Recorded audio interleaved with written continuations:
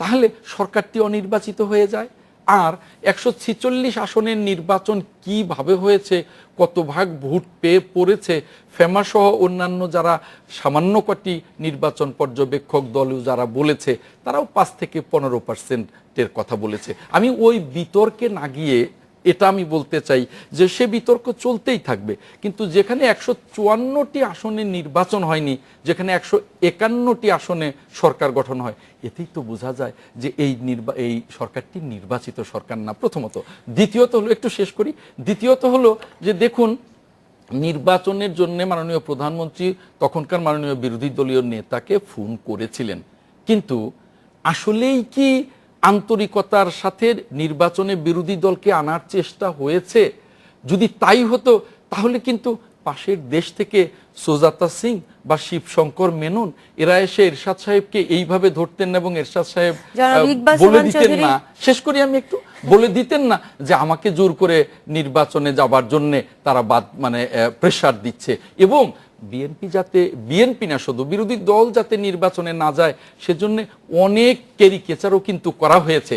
আর বড় কথা হলো যে সংবিধান অনুযায়ী কিন্তু সরকারের এবং নির্বাচন কমিশনের দায়িত্ব এবং কর্তব্য হলো প্রধান প্রধান রাজনৈতিক দলগুলোকে সর্বোচ্চ চেষ্টা করে সর্বোচ্চ ছাড় দিয়েও নির্বাচনে, সাধারণ নির্বাচনে আনা। তার কি আমাকে একটা বিরতিতে যেতে হবে, আমরা একটা বিরতি নিব। আমরা যখন ফিরবো তখন আমরা গতকাল আদালতে খালেদা জিয়ার মামলা নিয়ে যে হট্টগোল হয়েছে সেই বিষয় নিয়ে আলোচনা করব, সঙ্গেই থাকুন।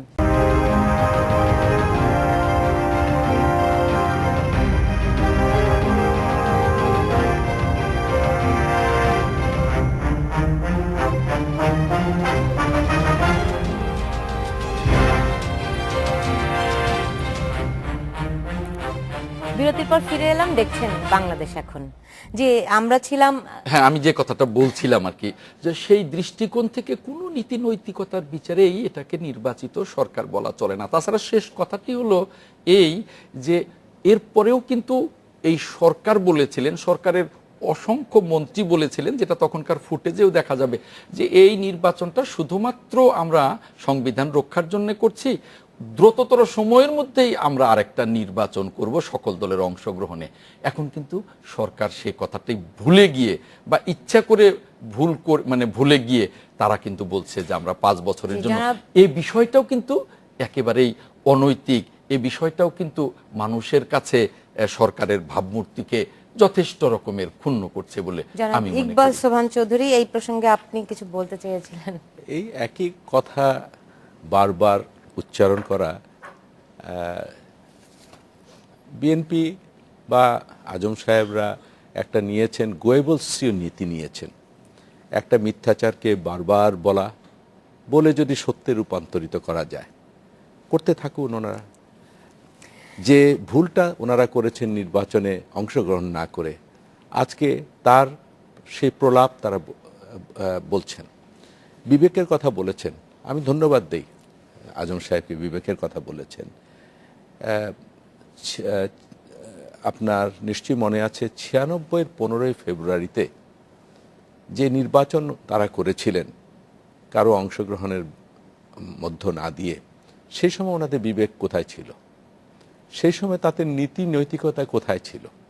না, আমরা না সবসময় একটা মানে জাস্টিফাই করতে চাই, মানে এক্সাম্পল নিয়ে আসি। আমরা তো ভালো কাজেরও একটা এক্সাম্পল দিতে পারি।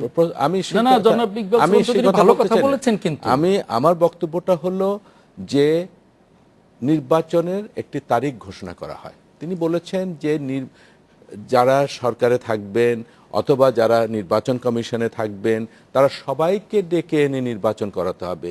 এটা সংবিধানের কোথাও নাই, এমনকি বিশ্বের কোনো জায়গাতেও এই রীতি নাই। নির্বাচনের সংবিধান অনুযায়ী নির্বাচনের তারিখ ঘোষণা করতে হবে, সেটা হলো সাংবিধানিক নিয়ম, না হলে অসাংবিধানিকভাবে ক্ষমতা হস্তান্তর হয়। তারিখ ঘোষণার পরে কে নির্বাচনে আসবেন কে নির্বাচনে আসবেন না, সেটা যে দল নির্বাচন করবে তাদের রাজনৈতিক সিদ্ধান্ত।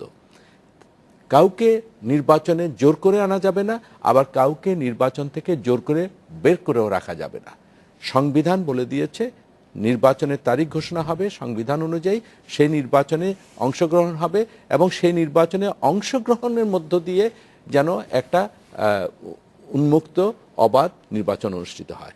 এখন আপনি নির্বাচনে অংশগ্রহণ করলেন না, আপনি যদি বলেন আপনি পরীক্ষায় অংশগ্রহণ করলেন না, আপনি যদি বলেন যে এই পরীক্ষাটি সঠিক হয়নি, সেটা কি হবে? আপনি নির্বাচনে অংশগ্রহণ করলেন না।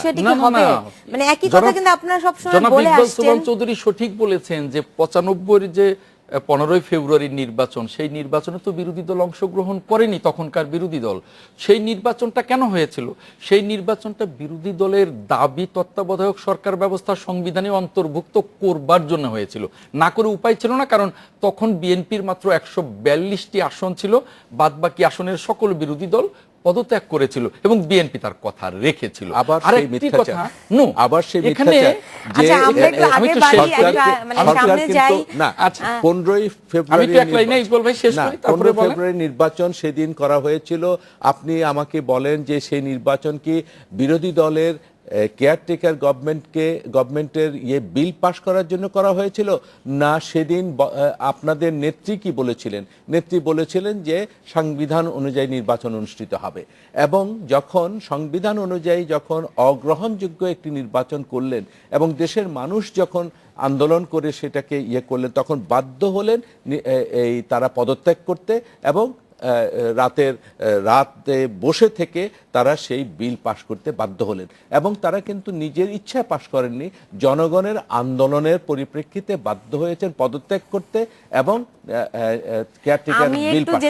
আমি একটু বলি, ইকবাল ভাই যে কথাটা বলেছেন কথাটা তথ্য ভিত্তিক বলেননি। আমি বলি যে বিএনপি বিরোধী দলের দাবি অনুযায়ী সংবিধানে তত্ত্বাবধায়ক সরকার ব্যবস্থা অন্তর্ভুক্ত করবার জন্যই নির্বাচন করেছিলেন। কারণ তার আগে বিএনপি হাইকোর্টেও গিয়েছিলেন যে আমরা তত্ত্বাবধায়ক সরকার ব্যবস্থা অন্তর্ভুক্ত করতে চাই সংবিধানে, বিরোধী দলের সাংসদদের যে পদত্যাগ এটা গ্রহণ করবেন না। হাইকোর্ট বলল যে না, তাদের পদত্যাগ গৃহীত হয়ে গেছে।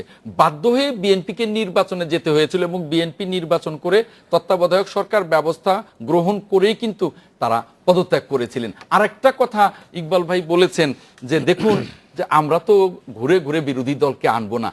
সংবিধানের 65(2) অনুচ্ছেদে স্পষ্ট বলা আছে সাধারণ নির্বাচন অনুষ্ঠিত হবে প্রত্যক্ষ ভোটের মধ্য দিয়ে।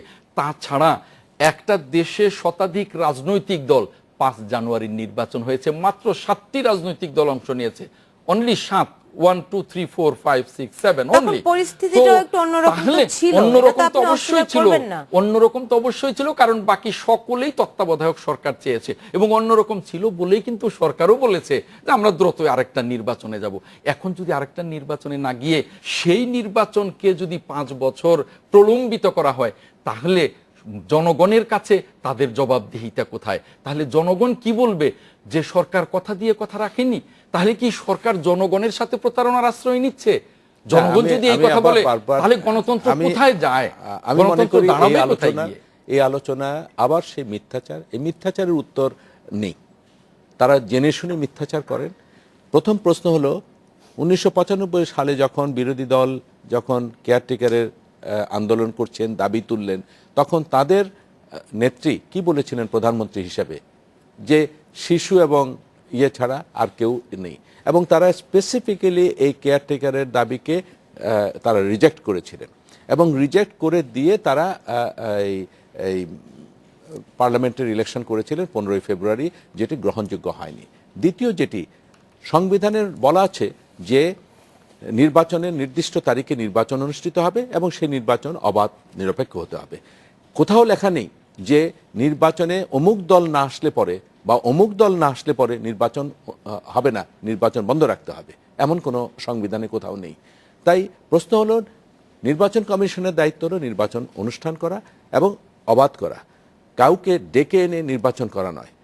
কেউ যেন নির্বাচনে অংশগ্রহণ করলে সেখানে যেন কোনো কেউ নির্বাচনকে বানচাল না করতে পারে বা নির্বাচনকে অবাধ না করে যাকে বলে এই রিগ করতে যেন না পারে, সেটা নির্বাচন কমিশনের দায়িত্ব। নির্বাচন কমিশনের এটা দায়িত্ব নয় যে ডেকে ডেকে প্রত্যেককে এখানে নির্বাচনে অংশগ্রহণ করাতে হবে। এটা প্রত্যেকটি রাজনৈতিক দলের অধিকার নির্বাচনে অংশগ্রহণ করা অথবা না করা, এটা রাজনৈতিক সিদ্ধান্ত। আমি বিএনপি সেই সিদ্ধান্তটি নিয়েছেন এবং আজকে তারা নিজেরা উপলব্ধি করছেন এবং মিডিয়ার মধ্যে আসছে, তাদের নিজেদের মধ্যে মূল্যায়ন হচ্ছে যে এই সিদ্ধান্তটি ছিল ভুল এবং এই ভুল সিদ্ধান্তের কারণের জন্যে আপনি দেখুন যে তারা 5ই জানুয়ারি নির্বাচন অংশগ্রহণ করেননি। তারা বলছেন এই সরকার ইয়ে নয়, নির্বাচিত সরকার নয়। পরবর্তীতে উপজেলা যে নির্বাচন অনুষ্ঠিত হয়েছে সেখানে কিন্তু তারা এসেছে এবং বিপুল ভোটে তারা কিন্তু এগিয়ে ছিল, অধিকাংশ উপজেলায় তারা নির্বাচিত হয়েছে। এখন ডিসিসি নির্বাচন আসছে, সেখানে তারা আদম সাহেব বললেন, আমি তাকে স্বাগত জানাই যে এই সিদ্ধান্ত যেন তারা রাখেন, যেন এই নির্বাচনে অংশগ্রহণ করেন। আমরা দেখলাম বিভিন্ন খবর এসছে যে বিএনপি 5ই জানুয়ারি